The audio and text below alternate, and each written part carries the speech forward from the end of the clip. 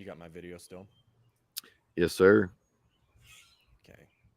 Every once in a while when I hit record, it tells me we can't access your video like the second I hit record. So I never know when it shows up and when it doesn't. So Started out looks like grand we're good. clear. Yeah, we're good. Cool. Well, we're live now, man. We are doing good. I'm Post. gonna move the microphone here, and I'm doing Yeah, the you're good. outdoor thing here. That's what I did last week. I forgot that I live in a freaking wind tunnel, so try to block the Well, mic a little bit. I was thinking I was gonna set my stuff up outside again today, and then I realized that it's Thursday again, and that was what happened last week with the garbage. I didn't want to have to mess with all of the nonsense of it ruining all the audio on my end again. So I'm like, you know what? I'm just gonna go back inside and set up. Sounds a lot better. No, I don't know. It's the last few days. I'm not really a hot weather guy. Just by default, Hmm. 300 plus pounds for years. I, Everything was hot. I didn't enjoy heat at all, and like literally, I was the Yeah. guy that could rip shorts year round. Yeah. And so anyhow, now, man, I was at a baseball game. Well, I've been at several that were in the 50s or 60s, and literally, dude, I'm sweatshirt, jacket, pants, freaking blanket. I freeze anymore, and I don't know. I'm sure it's where I've leaned some, but Yeah. I guess it comes with age too. But Jesus Christ, man, I am frigid these days. So it's 76 right now, which previously I would have been in like at least a lower back sweat or under titty sweat, when I was 300 pounds. But if right now, and the 3D targets I got here, I got 8. Nice. I'm gonna probably I need shoot to my get one, bow dude. after this. They had a special on them at Sportsman's recently, and I didn't go get one when it was going on. I need to just go get one. I've just got my Well, I two just tell you bag what I did. I targets. I literally bought so I bought the big Delta deer. It was, I got it on sale. It was like 275 or something like. And then I was like, you know what? I'm just going to buy whatever's on sale for the next few months. So I would just Yeah. go in there, and then it was like they had one of the pigs, the javelinas, and then I got a bear, Yep. and then another deer, and a turkey, and a ground chuck or a duck. So it's like, I'm pretty well covered. But for that's what I tell even people that ask me about buying Sornex stuff. They're like, man, I grand, 15 grand. I'm like, no, you just need to buy a rack, and every Yeah. back every month, every 2 or 3 months. Now you've got 500-600 bucks, and you can start buying. I mean, a lot of our accessories are Yeah. sub $300 or $400. So you can. Hmm. I guess that there's a lot of people that want to build a gym immediately or build something like my backyard here immediately, but you know, Yeah. interests come and go.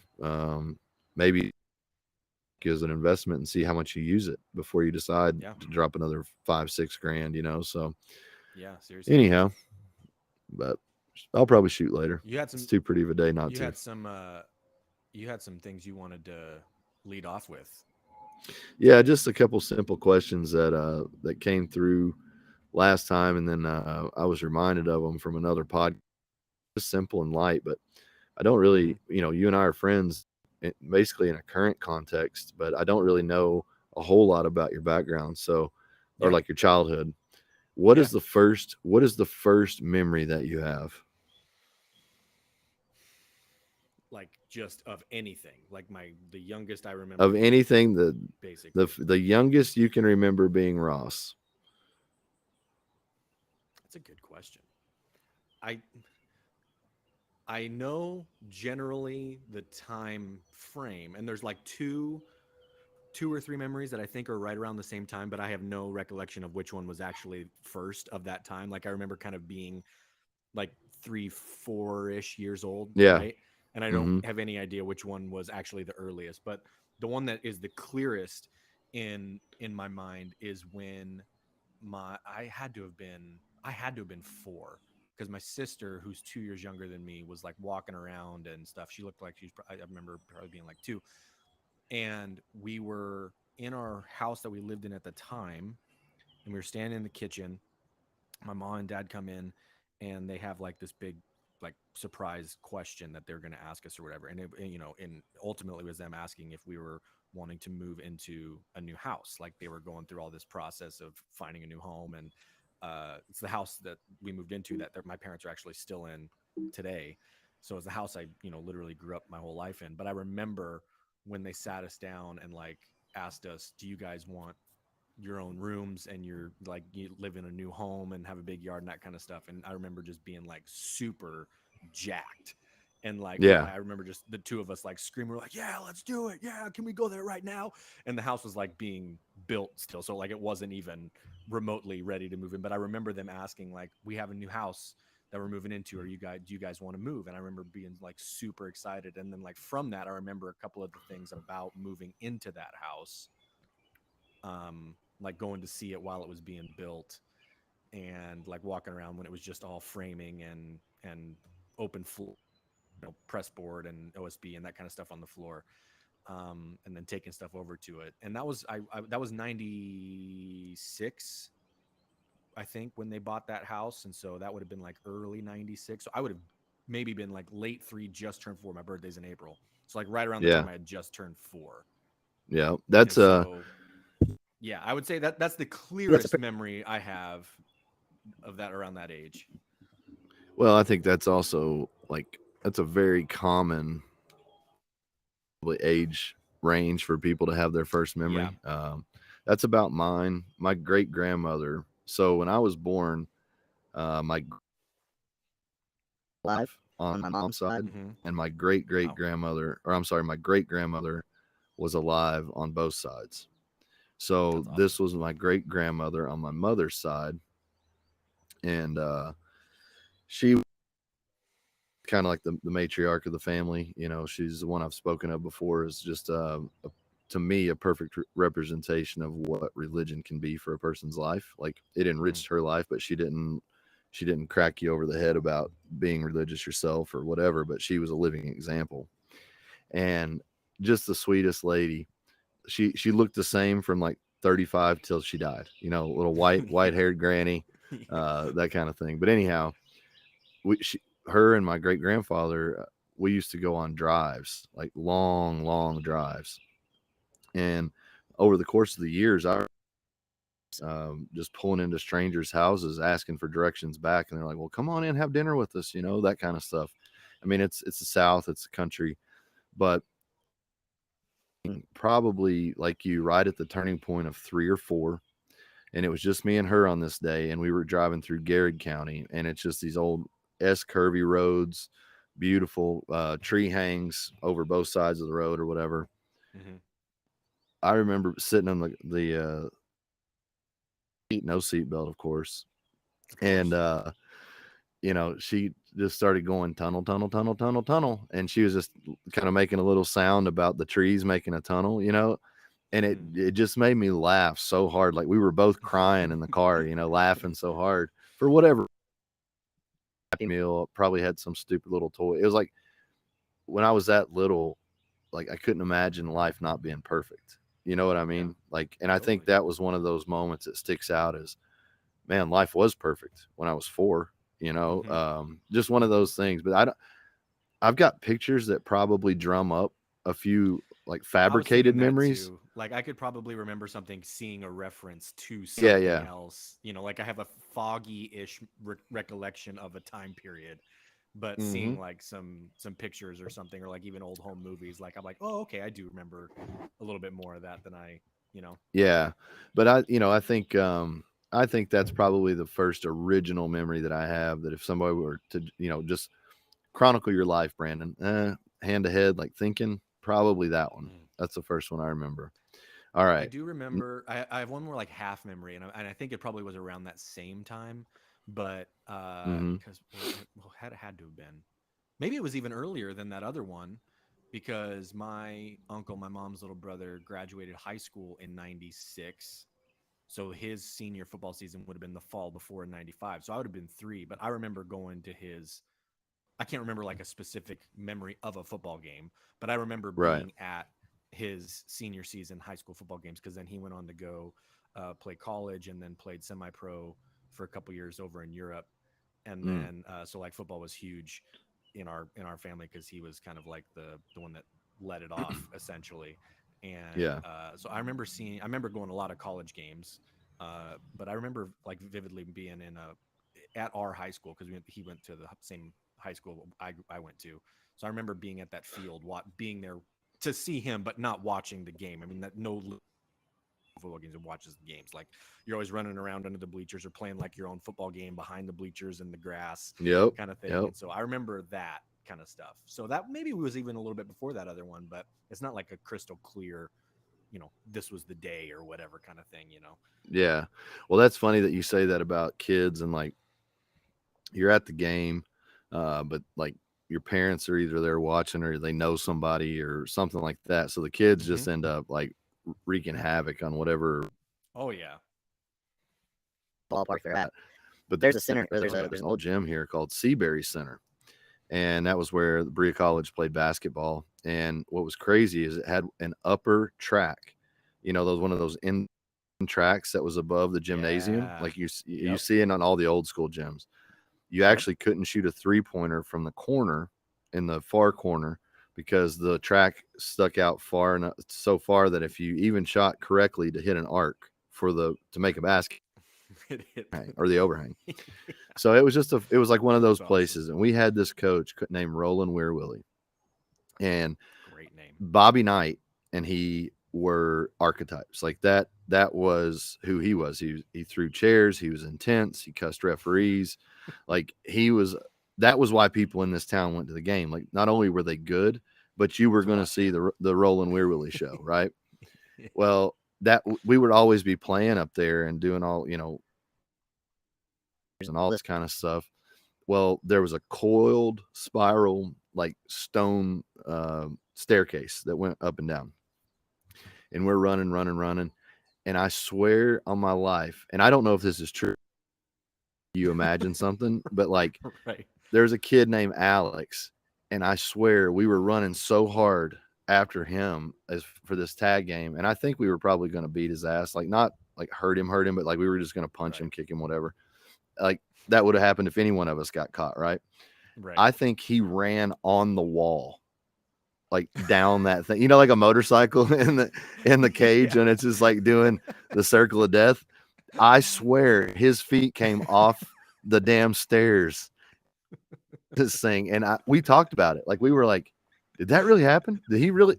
And all of us were in agreement that that son of a bitch was running so hard he ran the Neo wall. from the Matrix running I'm on the telling, wall. again, I don't know if I completely fabricated that or we did, but God, it stuck. And it's like, it has haunted my memories of like trying to remember, did this actually happen or were we just like kids being stupid? But We went to that's school another with a fun one. superhero. Yeah. Oh, I did go to school with a superhero. This kid, I can see his face. He was like one of those kids that was just like a drifter. His parents probably come and go. This Yeah. kid, I remember, and this is funny because my next question is going to be, what was your first sense of freedom? I saw fucking freedom when I was in 3rd grade. So this kid, Patrick something was his name, long haired kid. This is like 3rd grade for me would probably be like 90, 91, whatever that is, somewhere in that range. Mm-hmm. So he's like early Vision streetwear, like skater kid, long hair. I just remember him and the principal. I turned the corner and here I am in my little Bugle Boy shirt and my fucking duck head pants, just like J.C. Penney's catalog, walking down the hallway, And here's this kid just ripping the principal, like F this, F that, ripping the principal. And like, I'm thinking you don't talk to people that way. And he like looks over at us and he's like, and it's about them too. And I didn't know what the hell was going on. Freedom but, fighter. But so like we had another big guy, Anthony, Mr. Barsh was his name. He comes around. They're trying to corral this kid. He is like swinging, getting off of like, you let go. So this thing gravitates outside and like the lunchroom, we were all going to lunch. So like lunch is pouring out. Kids are going everywhere. Teachers are like, what's going on? This thing escalates outside. He's like screaming at 10, 15 teachers about how like the education system is broken. Running strips down the flag as he's running away at the flagpole. Like he's heaving this thing down, takes the flag and is running. We have a long, long field where we practice soccer in front of the school. It was just a beautiful open landscape. And this son of a bitch covered 350 yards with an American flag streaming behind him, talking about how the education system was broken. And here I am in third grade, like I said, a J.C. Penney catalog. That was the day the world changed for me. It wasn't my own freedom, but I witnessed it. Like this kid, So I was like in that's awe. like that's like a you couldn't write that better for a movie script. You know what Well, I mean? here's You know what here's I the mean? best little part though is I went to school with a kid named Silas Merritt. He had like that cute little kid voice, and he goes, "Do you think he's going to be in trouble?" It's like, that Oh my gosh, that's good, dude. Oh, that's was so awesome. funny. But I'm trying to. that's Oh, I've still yeah, yet to see it beat.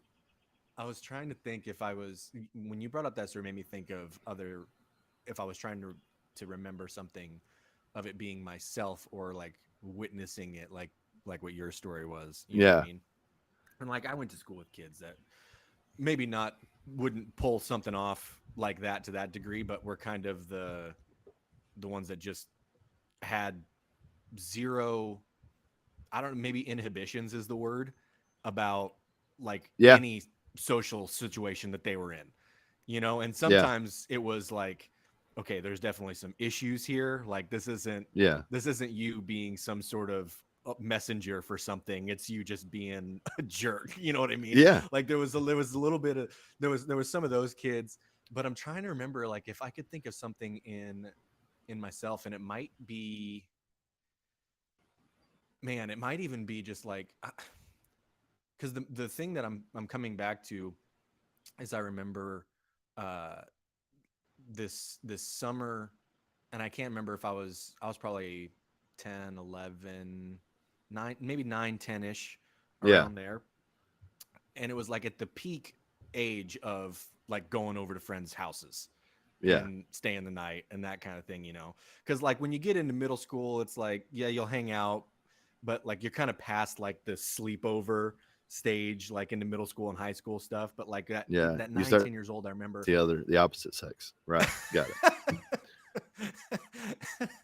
The that summer we were like 9 or 10 because we didn't really have any jobs outside of my best friend and I. It was Mm-hmm. before we had jobs, but we would have to go move hand lines in this hayfield for his dad. We had to do it Mm-hmm. every single morning at 6 a.m. And there was like 10 or 11 different hand lines that ran the length of the field that we'd have to, you know, unattach and move over one length and do it Yep. all the way down, reattach. So we had to do that every morning. And then we literally like the day was ours. And Yeah. so we like parents were at work, and it was like this thing that summer where they really sort of trusted the both of us for the first time to kind of just like live on our own, essentially. Yeah. Like we were you know, we were like we had food and we had stuff, and like we would be at each other's houses, like we would just switch off basically every day for a summer.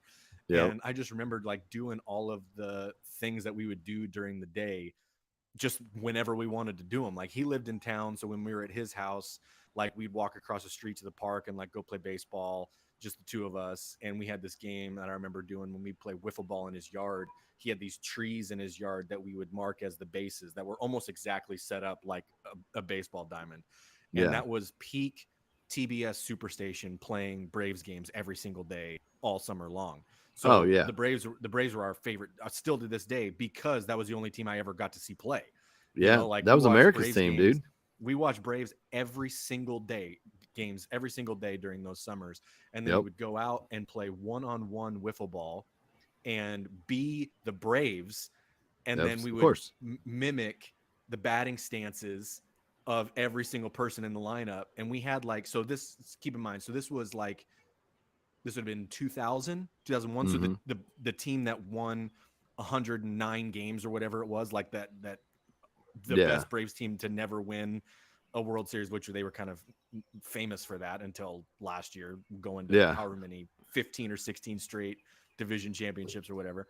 But we would do stuff like that. And then when we were at my house, we lived out a few miles out of town and more in the country. So we were like riding our little four wheelers and just doing just crazy things. And I'm thinking about it now and was like, I don't know that there's that level of, and maybe there is with certain people depending on the with areas that they live, but like where I live, my kids when they're 10 just roam about town here in Nampa, where it's a town of 100,000 people next to a city of 300,000 people, like, and that's something that I think is pretty unique to being in small farm country area, and even Yeah. more unique to maybe the time period that it was Yeah. like. And I know this was kind of some of the stuff we were going to talk about eventually, but um I think it was just there was this, like, you trusted the town, you Yeah. know what I mean? And so, but both sets of our parents had like my parents and his parents are like, yeah, go, just hang out, like stay at the house. If you leave the house, just go to the park across the street or whatever, and just like be in the general vicinity so we know where you are. Because there's obviously nobody had phones, so like the only time we'd see our parents was my mom came home for lunch, just to check on us, make sure we were both still alive. Yeah. Like we each had younger sisters who were the same age, so the two of them were always like we were kind of responsible for them. 10, 11, 12 Yeah. years old. They were 9, 10, 11 years old.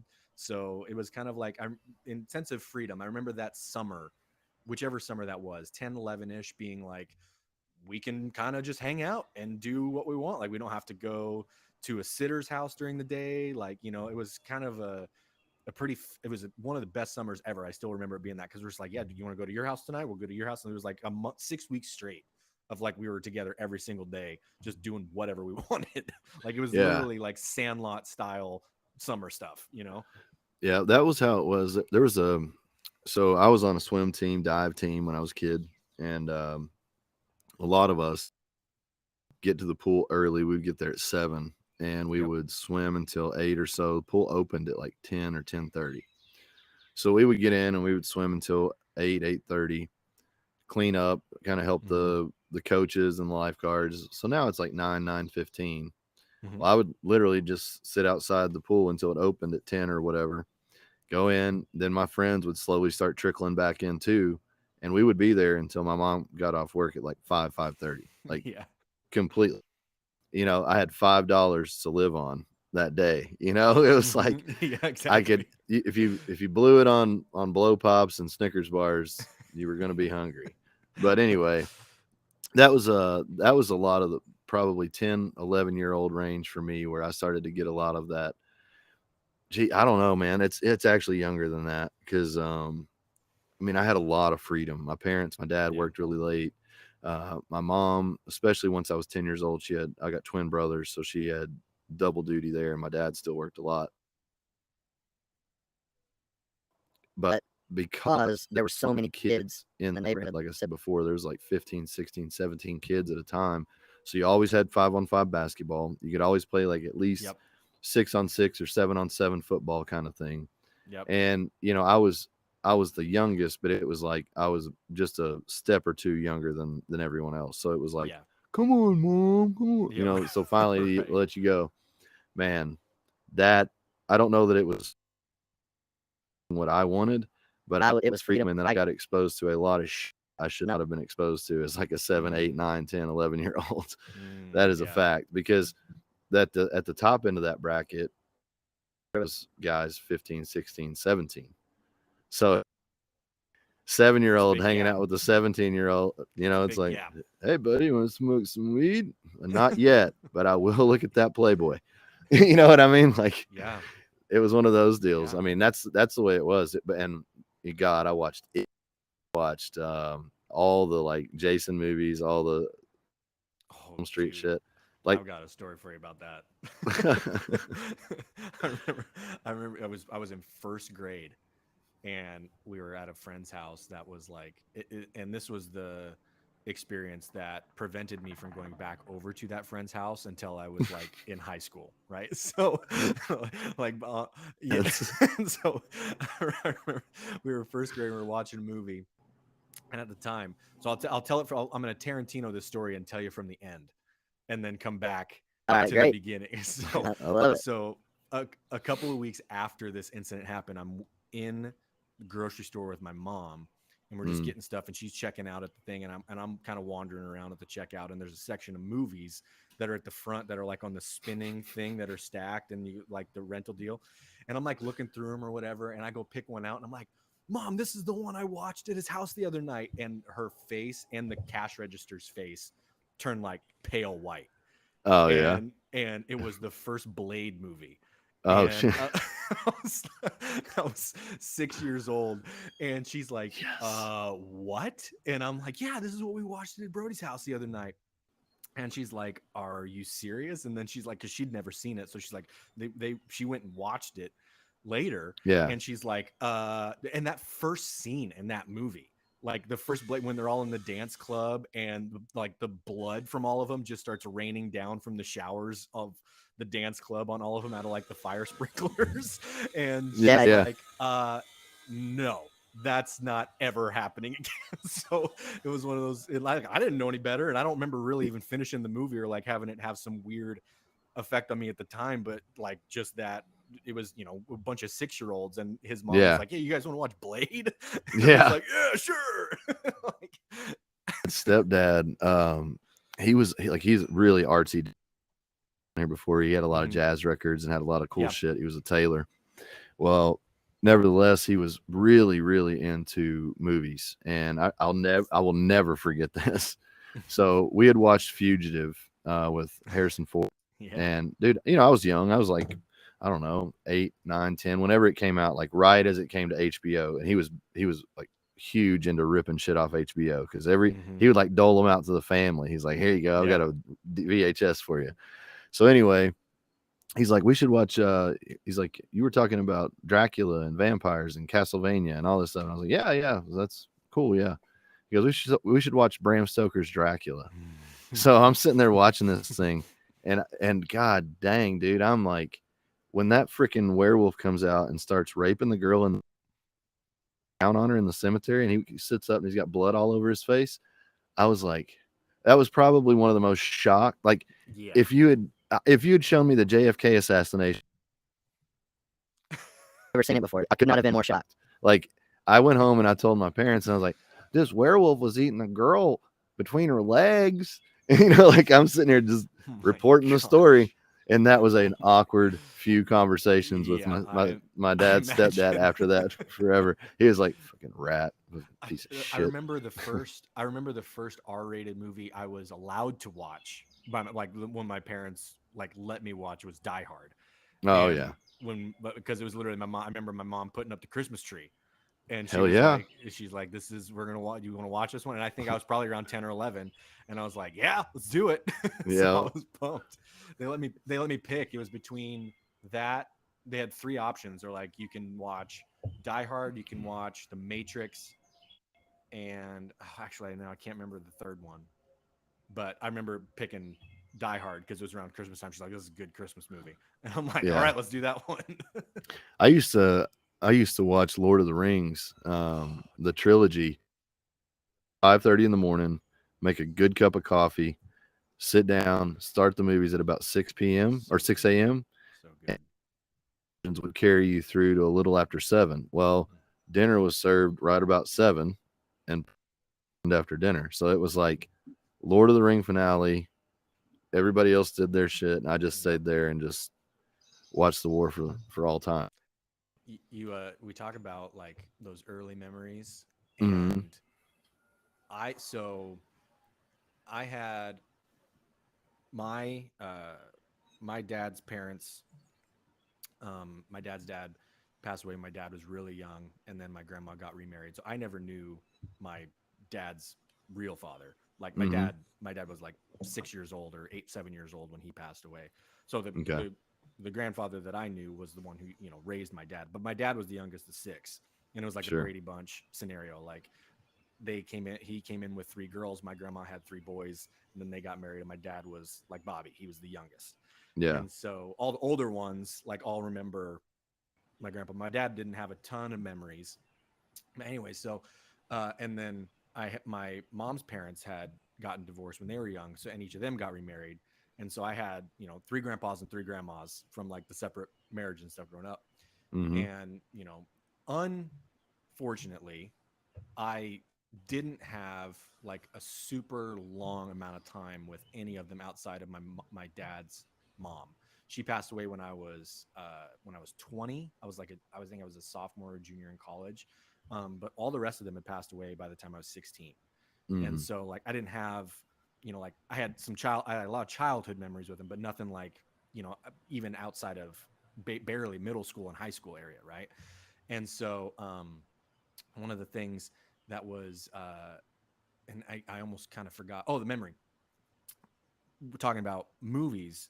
One of the things that I just totally remember about my mom's dad was every time he'd come into town. They lived in California and then they moved to Utah, but they'd come up and visit us every once in a while. Every time they came to town, the thing was we'd pick a movie, and grandpa would take everybody and take us all to a movie.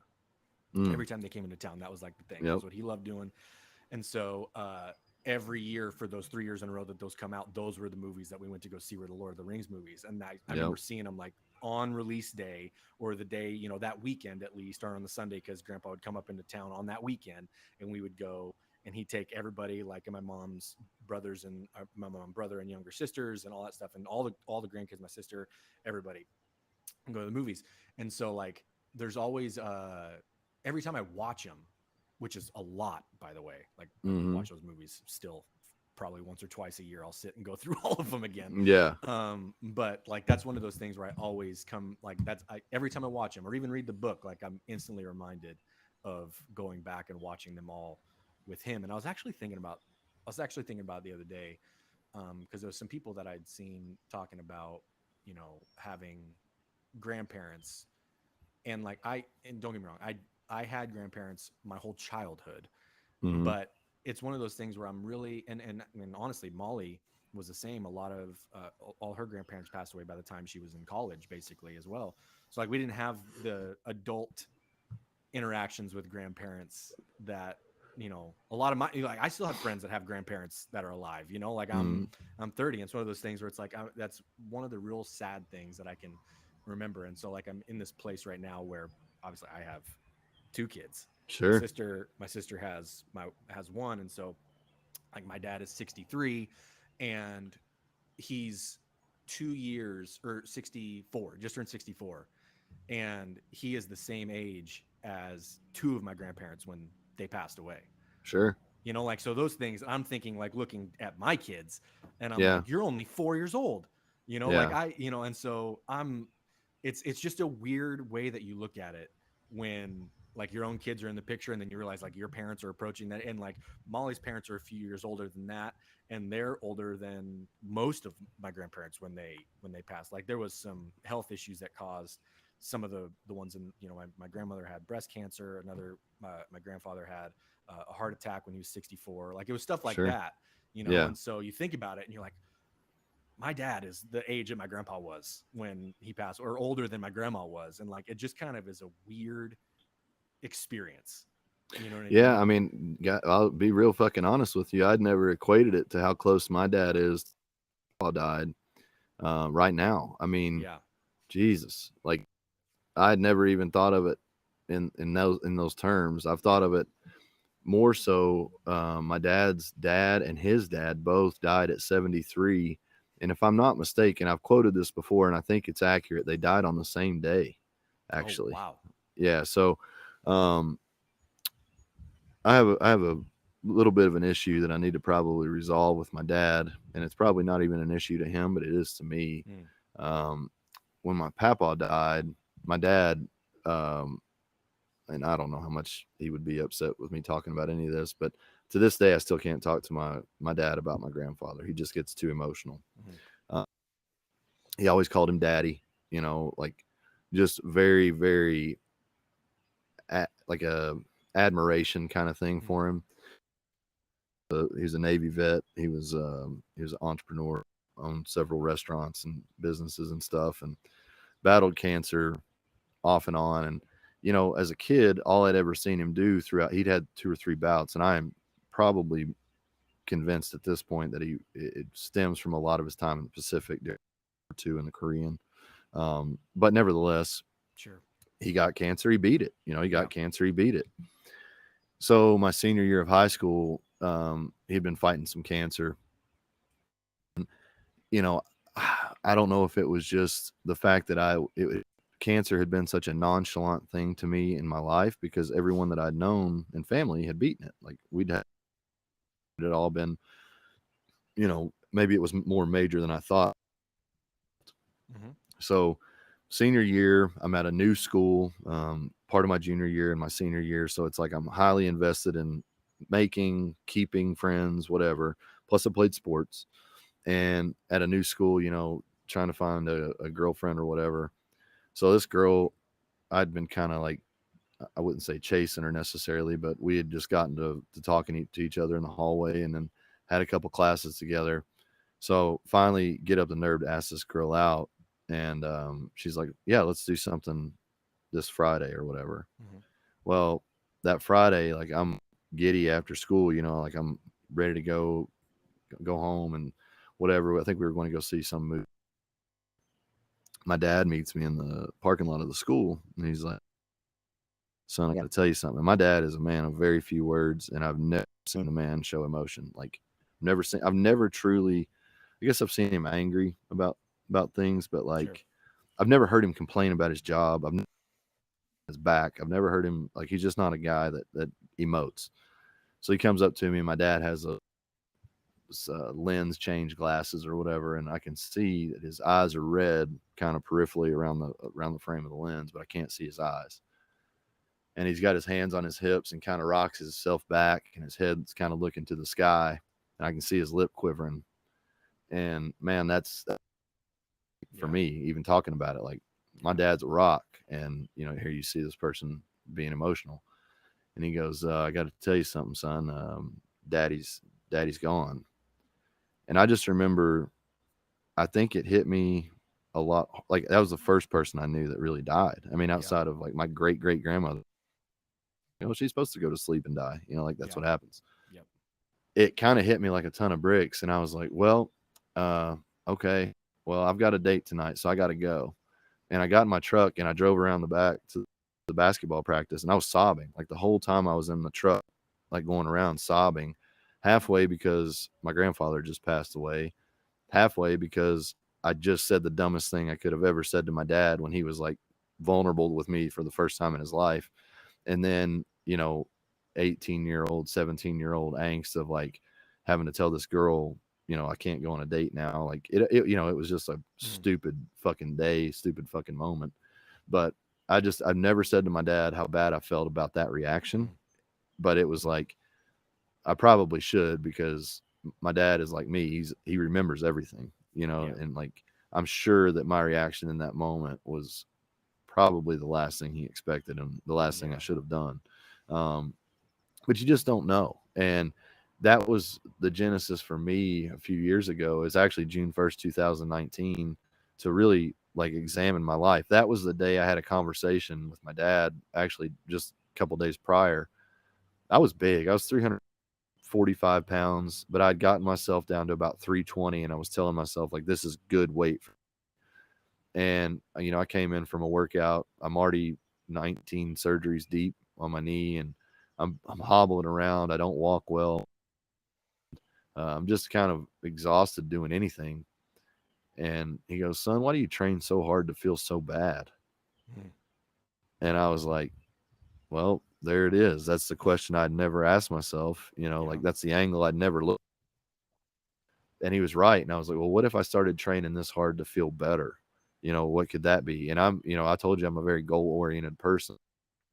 And, within the constructs of having the ability to feel free to indulge when I want to indulge, but also to hold the line of discipline as a standard, it was like, what can I do with my life if I just commit each decision? Is this get me closer to better, or does this get me further from better? And it just started to piece itself together. Because, like I said, everyone died at 73. My dad is 64 now. Like, when that's like 9 Christmases. That's like 9 birthdays, or 9. And, life really gets small very, very quickly when you look at it that way. So I don't know. Do you have longevity? Like, I don't want to just live to 73 to like or to 75 to say I live to 75. Like I don't want to be bedridden piece of shit, like Yeah. unable to take care of myself. Like I have no desire for that. And I don't know what I would do with that set of. I have been down the road of contemplation before. I've actually been right at the point of doing so. So it's like I have the mentality to examine myself deep, deep, deep level, even to the point of like putting the gun in my mouth and saying, what is this solving? Like asking myself a question with a gun in my mouth. Answer that. Like it was only solving my problems. It wasn't solving the problems that I created for other people. So I had to do better. And that's what I wonder. Like, would I get back to that selfish state, at 75, if I'm bedridden, Yeah. if I've, you know, diabetes takes a leg or some shit like that, like Yeah. how motivated will I be for life if life isn't what I want it to be? It's a good question. I have a different, I think I'm like a, it's evolved. I'll say that. It's a different view of longevity and age.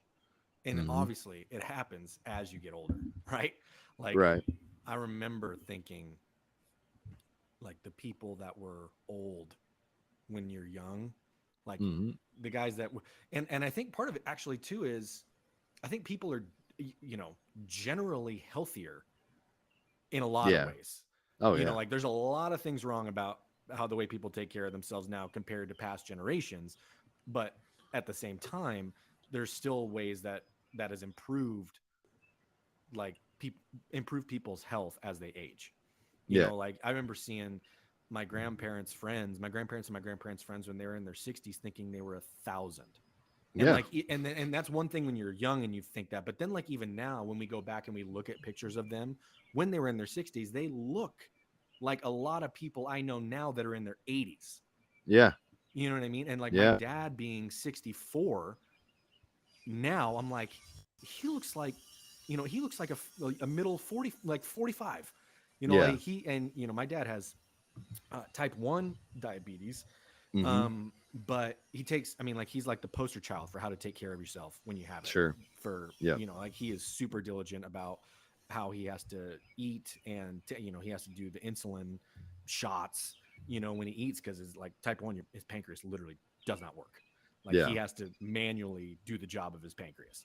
And Yeah. so like he's great about taking care of himself, and he started exercising a handful of years back when I started coaching. It was like kind of, so I'm thinking like when as he approaches 70 in the next handful of years or whatever, that age, what I would have thought before, like I just have a different view of it now. And I'm in my 30s now, so 40 doesn't seem old, obviously. Yeah. And like, but that stuff did it for Mm. a time. And I think part of it was because you're young and everything older than you was old.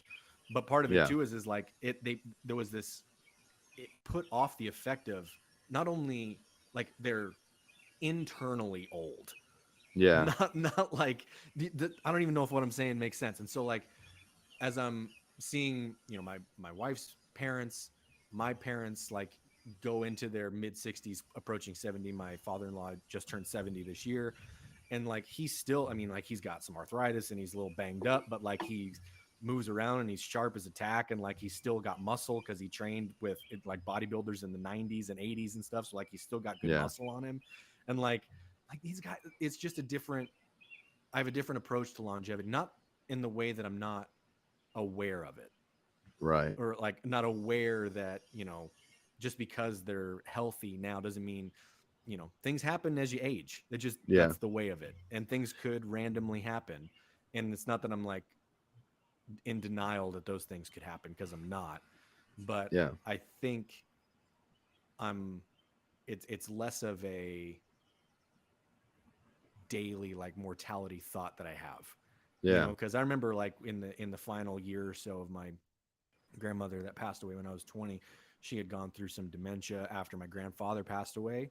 And once that happened, like it kind of took a downturn pretty quick, like Yeah. dementia kind of does. It Dude, that's a starts and nasty one. it starts, and then it just, and I mean, literally in a matter of just a few years.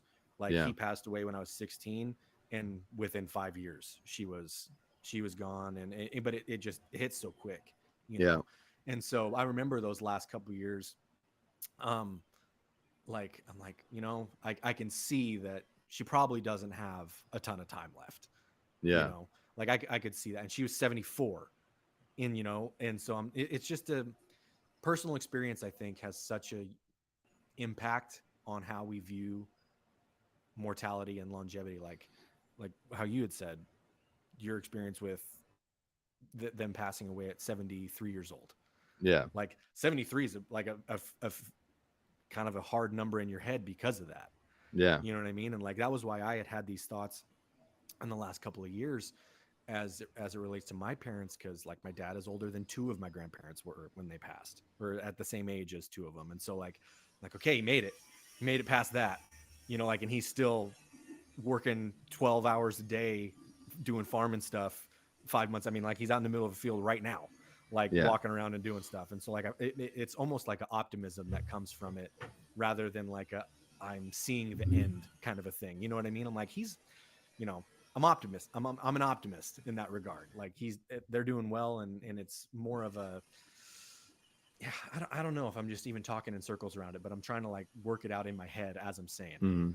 You know what I mean? Well, I'm at a weird point. I mean, you know, you'll get there. I think I didn't feel mm, maybe a expectation or versus reality. Yeah. Where when I was younger, you see somebody 40 years old, and it's like there's even memes that are posted about it, like they're white haired, Yeah.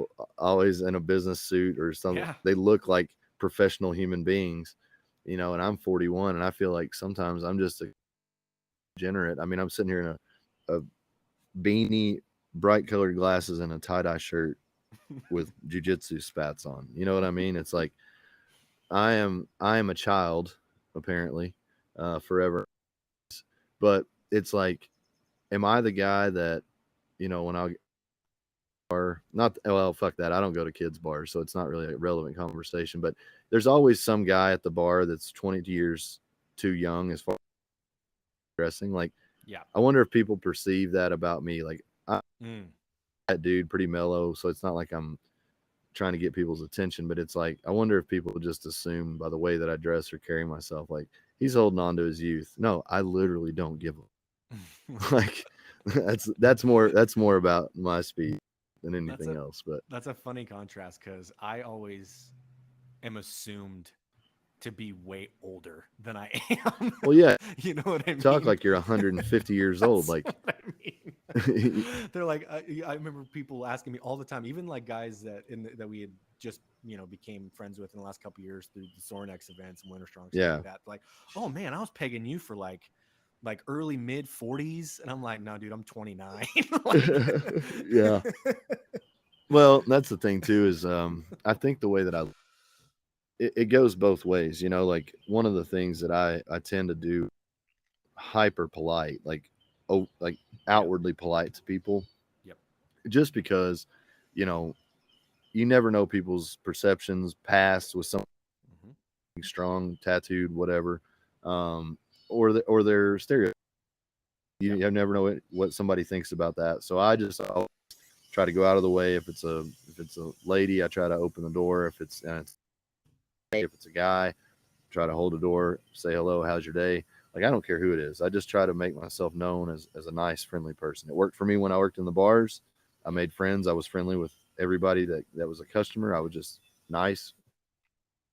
Made my life a lot easier when shit went down. Uh, and that's just the way I think about it. But do you have people like misjudge you a lot, or do you think pretty good read on you? uh, in terms of personality, I don't know, man. Like, I don't know if it's a misjudgment, or if it's a, like, there's just a level of, you don't know me well enough. You don't know me Like, like that, son. you don't know me like that. Because it's not that I attempt to I don't act differently in different scenarios. Like I don't either. I'm always this Hmm. person, right? But and it's just like, I mean, I'm no different than anybody. There's just levels to connection, Do you you think that know? anyone? Do you think anyone truly knows you? Like Mhm. I'm talking. So I have a theory that like enlightenment being is the naked truth with a partner, stripped down bare, like literal naked. Um, the ability to be seen, the ability to be touched, the ability to be like understood for what you are and honest about what you are physically, as well as honest about what your partner is physically, Mm. and on and on. But Mhm. then there's no off limits. There's no off limits to the depths of the question. Anything is fair game. Yep. Does anybody know you to that level? Yeah, Molly does. Do you think so? Do Hmm. you think she knows every dark corner? Yeah. And That's the reason that I can feel confident about that is because they've been brought up like yeah.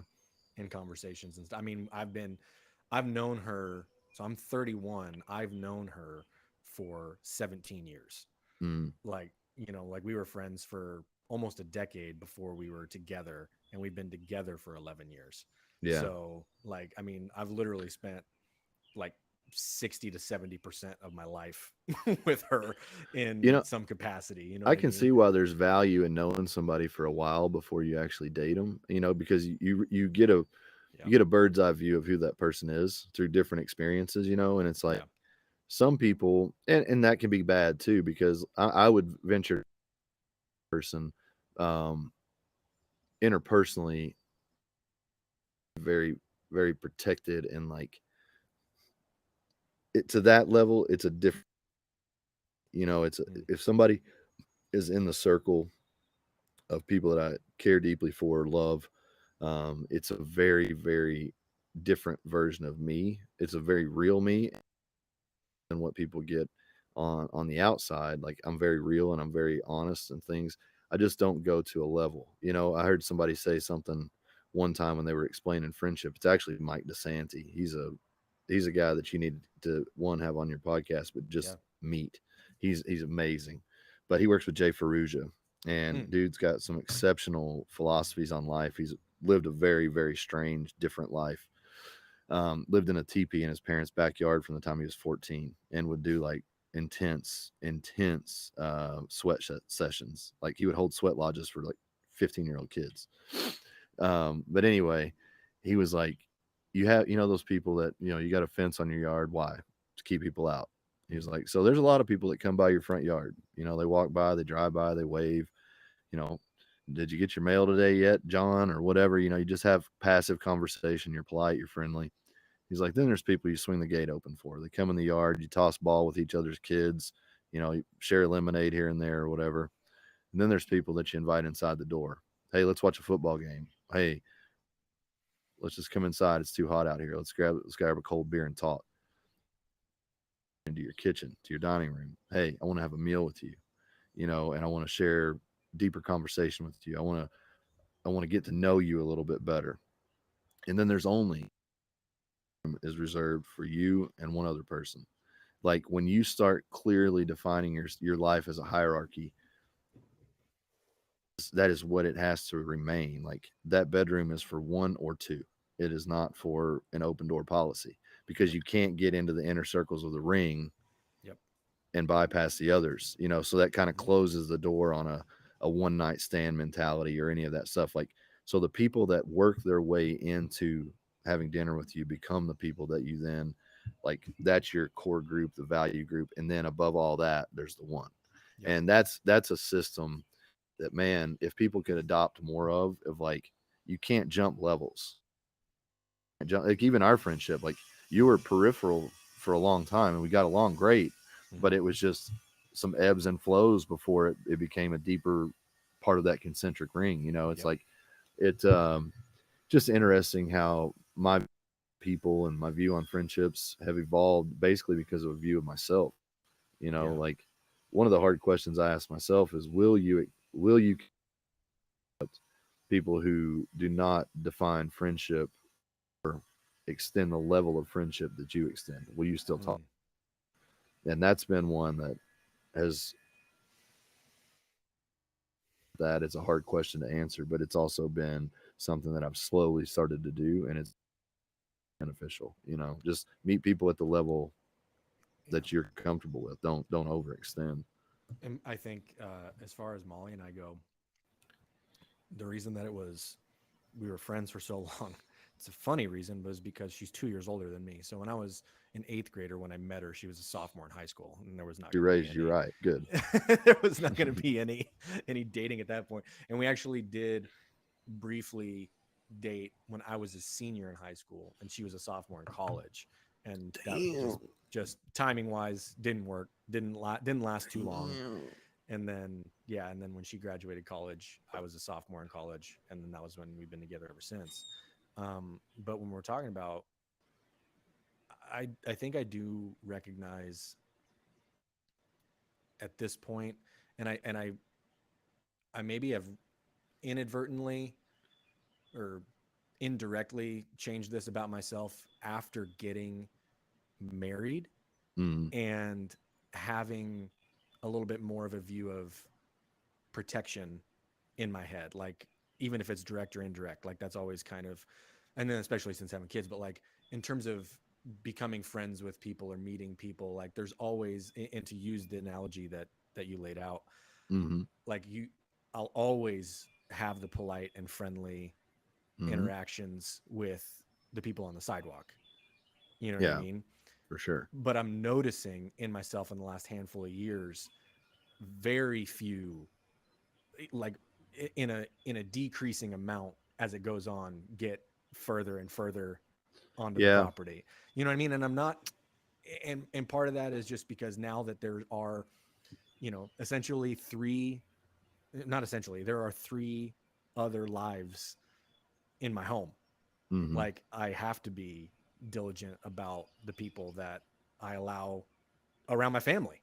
Sure. Like it's not just, hey, I'm friends with a buddy and we have a really good friendship, and but we're 22, so I don't really know him well. I'm not gonna, you know what I mean? Like there's just a different level of that I think you get as you age, which I Yeah. think most people probably do, but I'm noticing it right now just because of where I am with having young kids and being, at this Yeah. stage. I think you're also at a really transitional age. Yeah. I just think like you kind of lose. You're more intent on building a life and a family and a household than going to the club. Like in your And which I 20s, never whatever. really did anyways. Well, that's what Like I was gonna say that that too. Like, that wasn't much of my existence even when I was that age. Like we would do house parties and hang out, and I'd go out to yeah, bars once in a while, but like that wasn't what I did. You know yeah, what I mean? yeah. I don't know. I was never. I mean, when I was in college, I was an athlete first, Hmm. and um, I got into powerlifting and bodybuilding and stuff in college. Hmm. Man, I was, you know, I don't want to say I didn't drink, but if we were in the dorm playing NBA Live or having pizzas or something, a lot of the times I would have some pizza and I'd drink some beers. But more often than not, probably I was eating a prepackaged meal or something that met the calories I needed and was not drinking. Right. I didn't really smoke a lot of weed in through college. I mean, here and there. So I don't know. It's a little bit different for me. Like when I got on the road, that's when I started like finding the appeal of bars, and not like, never going in there to meet a woman. Yeah. It's just a lot of bullshit in and of itself. But um, just saw friends that were doing that stuff, and like stories and the horror stories, probably for both sides, that ever interested me. Hmm.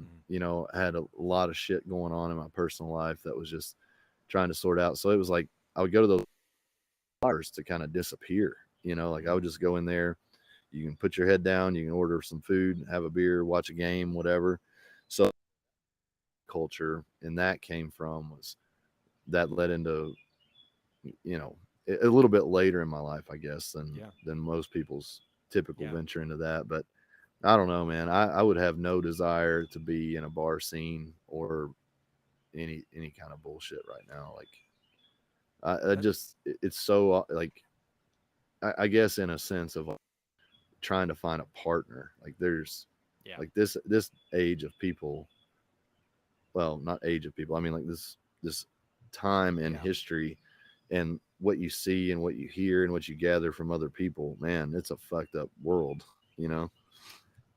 I probably would have been on a similar, well, like, because I was athlete in college as well. So like my things that I did were focused on track and football. You know what I mean? So I Yeah. was like, I was in a very similar place. But I think the reason that I never got into it even afterwards is because I got, Molly and I got married when I was 23 years old. Yeah. So like, you know what I mean? Like I went straight from school to being married Yeah. essentially. To full So grown. yeah, like within 6 months, like within a year basically, because I graduated in May, we got engaged that December after, and we were married the next August. So like literally barely a year from the day I graduated, where we were married. So it was like it was a rapid change of I never had that like I'm just out on my own as a single dude now, or Yeah. even out on my own. I'm with Molly, but I lived with a friend as a roommate. I lived with him for barely a year. Like I Yeah. didn't have like I was with college friends, and then there was like one kind of weird in between year between that and being married, where it was like Yeah. I'm engaged the whole time. So it was just a different transition through all that. So I think you're right. Like I'm in a probably a very specific life stage transition Well, you're phase. a good dude and you had somebody that fucking rocked you for 10 years, you know, like Yeah. and that's the thing. I mean, like there I don't know. I mean, I hate to say that one is better than the other, but amongst my friends that I would point to is like, yeah, they're doing it right. They're living a certain way. I mean, more often than not, Yeah. because of things we've talked about, my Yeah. friends list looks like that Yeah. because I've cut away a lot of people that, you know, okay, well, I don't even want to get into the quote because it's really good, but it's kind of off putting for some people that Yeah. have no spine or have never been hit in the mouth. Yeah. So I won't get into it. But point being, I think that I think that a lot of people really just they're so like what you're doing is hard. You know what I mean? Like what you're doing is it is against everything that we are being told, sold, and advertised to. Yeah. Um, so it's I definitely don't point the finger and say shame on you for people, but I think when you start to get to a point where, man, I've got friends that I know do things that I don't necessarily agree with or approve of. Well, what are they going to do to you in your time of need that you don't agree with or approve of? Or if they can't hold promises to themselves or other people, what are they going to do when it comes time that you need a promise held? Yeah. So just by people by their own action and by what I know, it does kind of like you. They might have been on the front yard or even in the living room watching TV, but now they're back outside the fence, and that's fine too. Like I do think that people should have ebb and flow. Like there's people in my life right now that are going through some hard struggles. They're at arm's length because I don't trust them. Yeah. Do I trust them as a person overall? I think they have the capability to be phenomenal people. Can I trust them in the set of circumstances that they're in right now? Absolutely not. Yeah. So that's where I'm gaining. I guess I would call that like a relationship maturity, Yeah. to be able to understand that relationships aren't static. They're not forever unless they're maintained. And sometimes maintenance means that you let people go, you know. Yeah. That's at 41, that's a pretty sure that that's the way it works I until would I tend to figure agree with out you. that it's I a would. different I was gonna say when I'm at 50 it's 31, like I will agree with you. yeah. Like, you know what I mean? Yeah, well, that's what I'm saying. You're 10 years ahead of me, so 10 years use it ahead. wisely, son of a bitch. Too funny, man. Well, we're right at an hour. Anything else you want Yeah, to touch on before we wrap it? maybe. Hmm. All right, last one, real Let's quick. do it. What did you want to be when you were a kid? Like Rockstar. what rock star? Yeah, I think we asked that one before. But I guess more so like what what did you see hmm, that made you want to be that? Or like what propelled you into that like, man, that's what I want to be. so if we're using that, it so I mean we've talked about it before, but just in general, I come from a super musical family, right? Mhm. Like my love for all the music that I have basically started with my mom, riding around Yep. with her and listening to all the 80s, 70s and 80s classic rock and hair metal and all that. That was because that was my mom's generation of stuff. Like she graduated in the early 80s, so that was right where she was. My uncle, her younger brother, is 13 years younger than her and 13 years older than me. So he's kind of like a brotherly uncle kind of way just because of where we are age wise. Yeah. His whole generation of stuff was all the grunge stuff of the 90s. Okay. Like that was Yep. so I'd have these pockets of like when I'm with mom, I'm listening to Zeppelin and Van Halen. When Yep. I'm with Dan, I'm listening to Soundgarden and Pearl Jam. Yep. Like uh and then on my dad's side, that's all the bluegrass stuff. Like his brother and his sons are in like a family bluegrass band and have been, and he's played bluegrass music his entire life. Like probably one of the best guitar players I have ever known is my uncle Ron. And and so there's like that pocket. So I have like all of these pockets, right? So I just kind of assumed like, well, I'm supposed to do something with music, right? Like Yeah. I wouldn't be in an environment where my entire family is musical to some degree and I am not. Right. And not and so like I got my first drum kit when I was 6 and like a little mini like drum kit. I played drums the majority of my childhood, like even into like or 8th grade freshman year before I started to play guitar. And that was Mhm. the one I really just kind of fell in love with because I always loved guitar sounds. Like, I mean, that goes back to we talked about Ed and Jimmy and like all those guys that Stevie that just I transformed my brain on what I thought was possible. And Yep. so in my head, I mean, I still do this. Like I have very vivid, like you can call it imagination, but I almost think of it as like a vision, right? It's like very vivid in my head. I can be listening to something that I'm really into at the time. And in my head, I'm thinking of what would this feel like playing this song in front of people. And Mhm. so I can like literally picture myself doing it, like as Yeah. I'm listening to it. Like I still do that.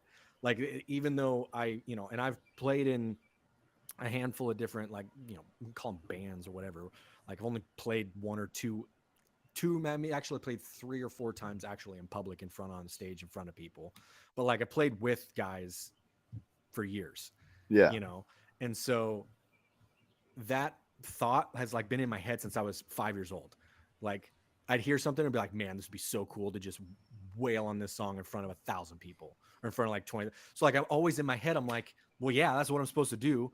Like Yeah. I have musical people in every corner of my family. Like it just seems like that's what makes sense, right? Like that's what that's why I enjoy this so much. That's why I can play these songs and enjoy it. And it's like to some degree, it probably still is in my head as like, yeah, I'll get there. You know what I mean? Like Yeah. I know, like we've talked, and I'm sure you've probably talked to Logan about it, but like Logan's deal with acting and being Yeah. in movies, like he did some stuff as extras, and like that was really what he wanted to pursue. Like, and even today, he's like, and you can't get Logan to leave his farm to like go to the grocery store because he Right. never wants to leave, but like he still has it in his head. He's like, oh, I'm gonna go out one of these days. Like if the right call comes and somebody just wants me to come play Wolverine in a movie, I'll go do it. And I'm like, so, but like there's still that idea of yeah, I'll do it. I'll Yeah. get there. And and I've and, and encouraged even if him. that means just like I'll get a couple of guys together and we'll go play at a bar in downtown Nampa for 30 people. Like I'll do that. You know what I Yeah. mean?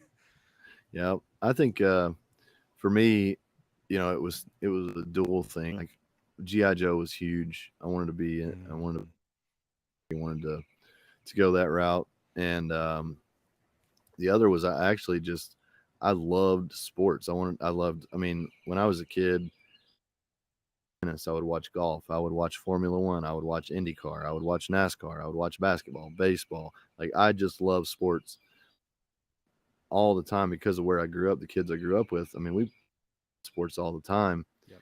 And Same. I literally believed, I mean, to probably an unrealistically unhealthy level, that I that I wanted to. And like one of the things that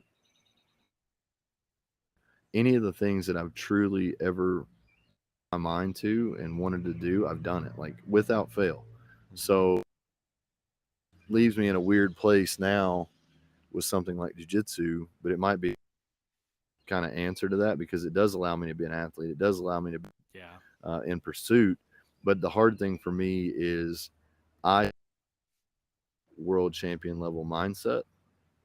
You know, like I Hmm. am never going to be a guy that can just go there and enjoy the fact that I did a technique. You know, like I want to beat people. I want to compete with people. So I've actualized thought I wanted to be, which was an athlete. I wish I had done a lot better on the business side of being an athlete. You know, just making better decisions, having a higher standard for the people that I worked with, and that kind of thing.